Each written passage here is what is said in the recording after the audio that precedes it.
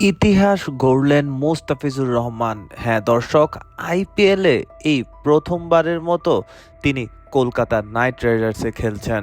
সেটা কোনো বিষয় না, কেননা তিনি এর আগেও অনেকগুলো ফ্রাঞ্চাইজিতে ক্রিকেট খেলেছেন। কিন্তু মুস্তাফিজুর রহমান যে রেকর্ডটি করেছেন, তিনি এখন পর্যন্ত 6টি ফ্রাঞ্চাইজি লিগে খেলছেন আইপিএলের।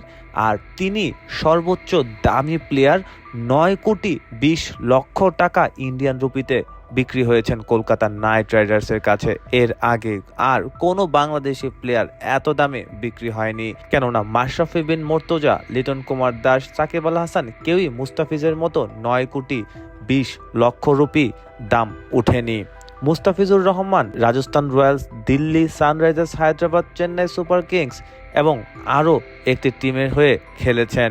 কিন্তু এবার নতুন team Kolkata Knight Riders 6 number team হিসেবে তিনি আইপিএলে এখানে আসলেন। এই রেকর্ড এবং সবথেকে দামি প্লেয়ারের রেকর্ড, এই দুইটি রেকর্ড গড়েছেন বাংলাদেশের হয়ে। আর কোনো প্লেয়ারই কিন্তু এই কীর্তি গড়তে পারেননি। তাই মুস্তাফিজুর রহমানকে শুভকামনা জানিয়েছেন সবাই। বাংলাদেশের জাতীয় দলের প্লেয়াররা সবাই শুভকামনা জানিয়েছে মুস্তাফিজুর রহমানকে নিয়ে, এবং মুস্তাফিজুর রহমানকে বলছে দেশের গর্ব। এবার মুস্তাফিজ কি পারবে কলকাতার হয়ে ভেলকি দেখাতে? কমেন্ট করে জানিয়ে দিন।